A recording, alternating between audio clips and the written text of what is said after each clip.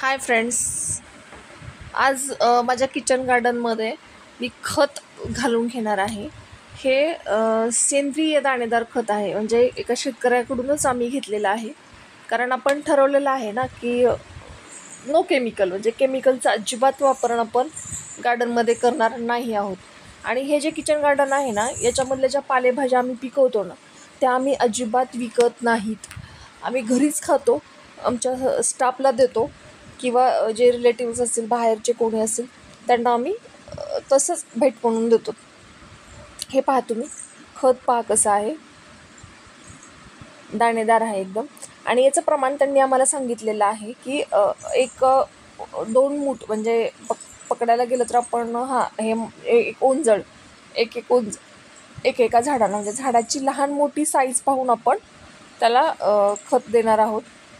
तर हे खत पूर्ण एका बकेटीमध्ये आपण काढून घेतो आहे, कारण हे जास्त हेवी आहे आणि तेवढं आपल्याला तिथपर्यंत घेऊन जाणं पॉसिबल नाही होणार आहे. त्यामुळे आपण थोडंसं काढून झाडांना घालून घेऊ. याची झाडांना घालायची पण एक वेगळी पद्धत आहे. हे ग्रोबॅग होती, मी तुम्हाला नाही का दाखवलेलं, याच्यामध्ये खूप माती लागली मला ॲक्च्युली. याच्यामध्ये 7 पूर्ण मोठे ते पोते कोकोपीट आणि 4-5 पोते माती लागली आहे मला. मी बागेतलीच माती काढली. याच्यात अगोदर थोडंसं मी स्प्रेड करून घेतो आहे, कारण मला याच्यामध्ये एक 3-4 प्रकारचे लावायचे होते. मी याच्यामध्ये लाल पत्ता कोबी, आपलं पांढरा पत्ता कोबी आणि ब्रोकोली लावून घेण्याचा विचार करते आहे. त्याच्यामुळे हे सगळे झाडं मी याच्यात लावते. तर खत टाकून घेते आहे. आता याच्यावरून आपण कोकोपीट टाकणार आहोत, थोडीशी माती टाकणार आहोत आणि मध्ये खत असं होतं आहे. हे कोकोपीट आहे. एक कोकोपीटचं आपल्याला होलसेलमधून घ्यायचं म्हटलं तर 280 रुपयाला एक हे छोटं ठिकाण मिळतं आपल्याला. कोकोपीटाचा फायदा असा होतो ना की याच्यामध्ये ग्रो खूप छान होते आणि लवकर वाढतं. आणि कोकोपीटमध्ये पाण्याचं प्रमाण जास्त असल्यामुळे झाडांना पाणी तुलनेने कमी लागतं. उन्हाळ्यामध्ये हे कोकोपीट एक ओंजळ किंवा 2 ओंजळ जरी झाडांच्या मुळाशी घातलं ना, तरी ओलावा त्याचा बराच काळ टिकून राहतो आणि झाड पण छान व्यवस्थित वाढतं. हे पहा तुम्ही, ओलसर असतं आणि याच्यामध्ये पाणी धरून ठेवण्याची क्षमता थोडी जास्त असते. खत घालायची पद्धत जर म्हणाल ना, तर आपण रिंगण टाईप, बांगडीचा आकार जसा असतो त्याप्रमाणे हे खत घालून घेणार आहोत. एक गोल करायचं खुरप्याच्या साह्याने झाडाच्या, आणि मग त्याप्रमाणे त्याच्यामध्ये खत घालून घेणार आहे मी. आपली आपली पद्धत असेल, मला याच्यातलं काही जास्त माहिती नाही आहे, पण मी किचन गार्डनला मी त्या पद्धतीने घालून घेते जेणेकरून राहीन.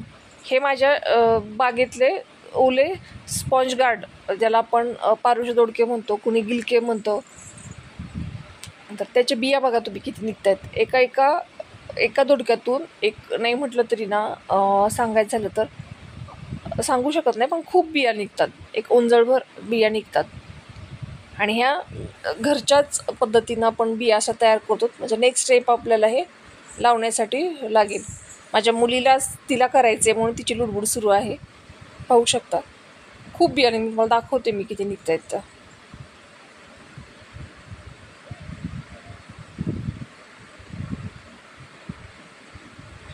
पहा,